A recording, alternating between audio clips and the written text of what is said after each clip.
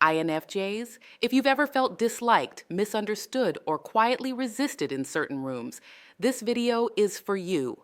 There are personality types that don't just struggle with INFJs, they clash with us. In this video, I'm breaking down 4 personality types that often feel friction, discomfort, or quiet resentment toward INFJs, and the psychological reason it happens. This isn't about blame, it's about clarity, protection, and power. So if you've ever wondered, why does this keep happening to me? Let's talk. Imagine walking into a room and instantly feeling eyes on you. Not admiration, but something like suspicion or discomfort. If you're an INFJ, one of the rarest personality types, you know this feeling all too well. It's like wearing a sign that says, "I see too much." And for some personalities, that's almost as triggering as an alarm bell, because it's not random, it's psychological. The truth about who actually hates INFJs. INFJs often talk about this vague, whisper-thin tension in certain relationships, that gut feeling someone just can't stand me. It's real and surprisingly specific. Personality surveys show that INFJs most often clash with a handful of types, usually the pragmatic, logical types like ESTJ, ESTP, ISTJ, and ENTJ. These aren't random strangers. These are people whose worldview can feel like emotional claustrophobia to an INFJ. And for them, the INFJ's emotional intensity can be overwhelming, as if their need for meaning is being crushed by the other's practicality. When an ESTJ tells you, "Let's stick to the plan," an INFJ might hear, "I don't value your creative input or soul." That kind of response can feel like a form of covert disrespect, as if your deeply felt soul is being brushed off.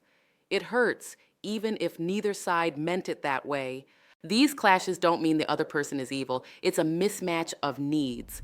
As one writer notes, INFJs provoke people to think, to experience emotions profoundly, and to face the real difficult things. And many people simply aren't looking to deal with that level of intensity.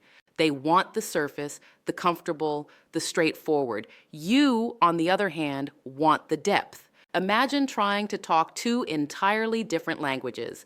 Neither speaks the other's fluently, and miscommunication breeds frustration. The result is that the INFJ often ends up feeling misunderstood. Why INFJs trigger certain personality types? At a deep level, it comes down to wiring. INFJs are dominated by introverted intuition, INI, and extroverted feeling, FE. They're tuned to sense patterns, meanings, and emotions in every interaction. That makes them rare personalities in a world of concrete thinkers.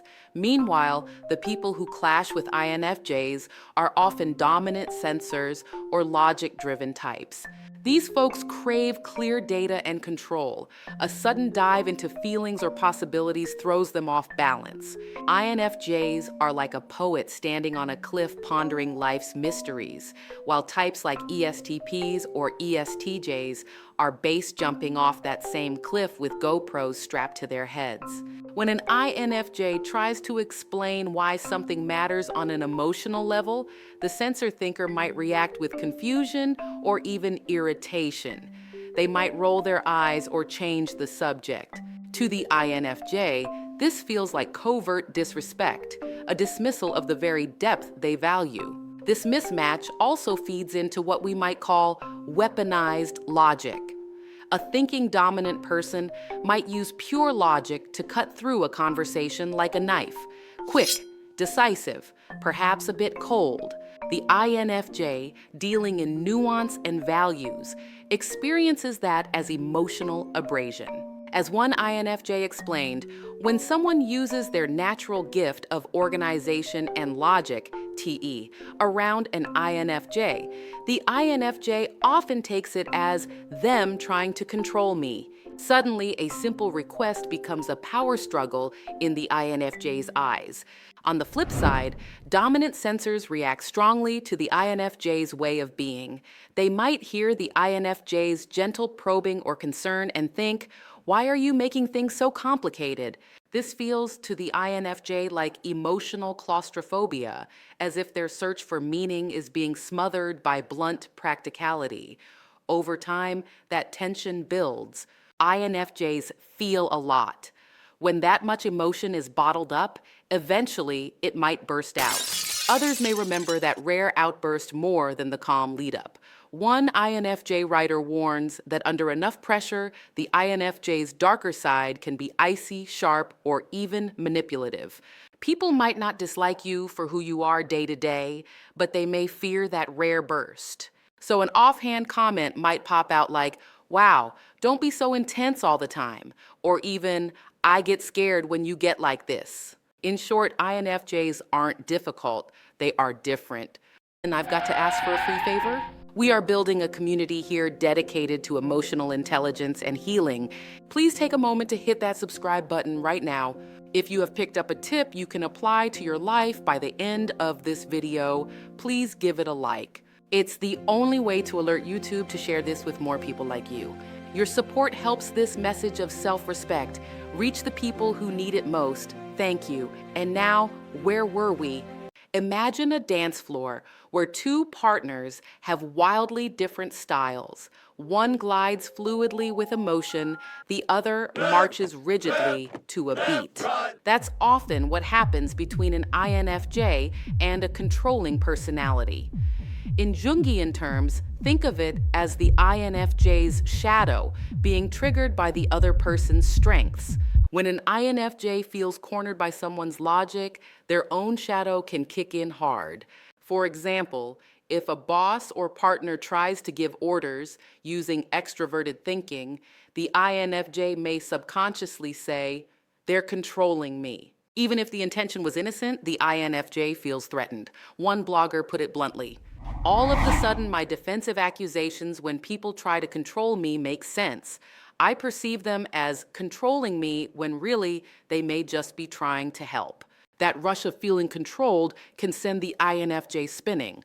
Likewise, the INFJ's shadow introverted feeling can misfire. Under stress, the INFJ's usual self-criticism flips outward. You might suddenly think, "They're the selfish one," accusing someone else of traits you actually feel in yourself. The INFJ shadow guide warns, we also turn this negative voice to those around us and can mistake their behavior for selfish and sinister. In other words, you see your inner pain reflected on others, and that hurts. The result is a destructive tango. You both feel under attack. The other person sees you as overly sensitive or passive-aggressive, and you feel they're barking orders or dismissing you. It looks like a battle, but it's really two wounded people defending themselves. This is when INFJs often do what the community calls the door slam, a protective internal shutdown. Instead of engaging further, the INFJ simply walks away in silence, shutting down emotionally. It's a heartbreaking move, but a necessary one when the dance steps have hurt too much. And remember, the other person rarely sees your side. They don't hear the meaning behind your words or see the love behind your concern. To them, you suddenly went quiet or gave a sarcastic reply out of nowhere. That's when they may feel confused or even relieved, thinking, "Whatever, she's gone," never realizing what was happening inside you. Have you ever felt this emotional claustrophobia? Let me know in the comments. What to do when you're the mirror they despise? It hurts to feel hated, especially when all you did was care. But here's the truth. Sometimes people react badly because you're holding up a mirror they don't want to see themselves in. So what can you do? First, show yourself compassion. You're not being nosy or mean. You're being you. Don't let them shame you for sensing things deeply. Your empathy is a gift. Second, use strategic silence. If the mirror you hold up is too much for someone, stepping back is not weakness, it's strength. One INFJ confesses that when she's overwhelmed, she retreats into silence to process and calm down. Think of this internal shutdown as hitting the pause button. You might say, "I need a moment," or simply walk away quietly. Next, set clear, simple boundaries. We INFJs hate saying no, but it's okay.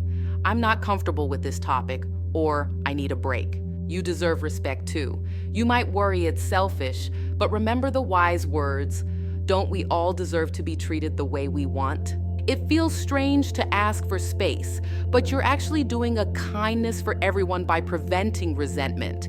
If someone gets upset when you assert a boundary, that's on them. Third, reframe your intuition as power. When someone accuses you of being too sensitive, respond inwardly, yes, I notice a lot. That's because I care. The fact that you see hidden layers means you're highly observant. Let me share a story. My friend Maya would always sense when her coworker Dave was upset about a project. One day, Dave snapped at her. "Why do you always make everything so emotional?" Maya realized. By expressing his feelings back to him, she had held up a mirror he wasn't ready to look into. It stung, but it taught her to gently preface her insight. "I'm noticing you seem frustrated. Is everything okay?" Framing it as a question helped Dave guard his ego and actually listen. So breathe. When you're the mirror they despise, you have a choice. Either let them kick the mirror or quietly move away. Protect your heart. Acknowledge. You'd rather be true to your sensitivity than pretend not to care. The people who stick around despite your depth are the real treasures. The others simply weren't ready for your level of truth.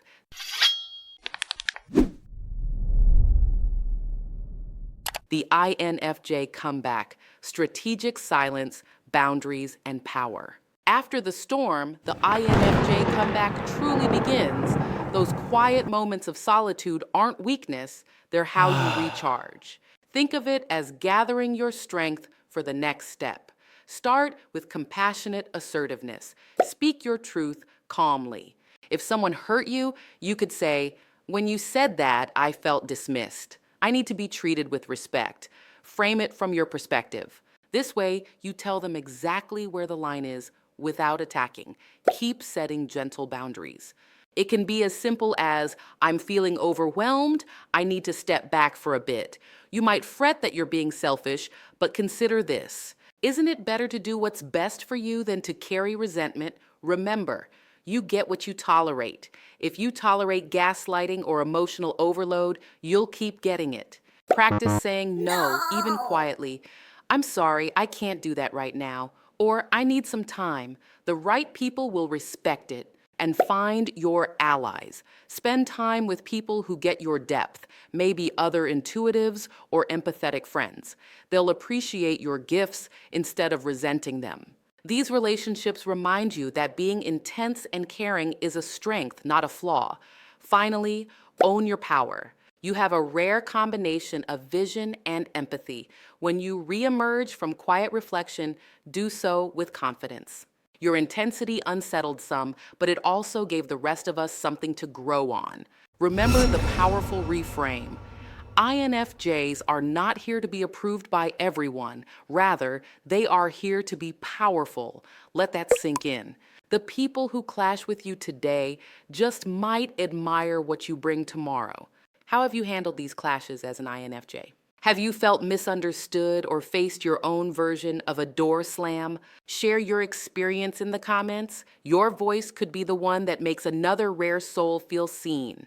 If this video resonated, hit subscribe for more deep dives into rare personality types like ours.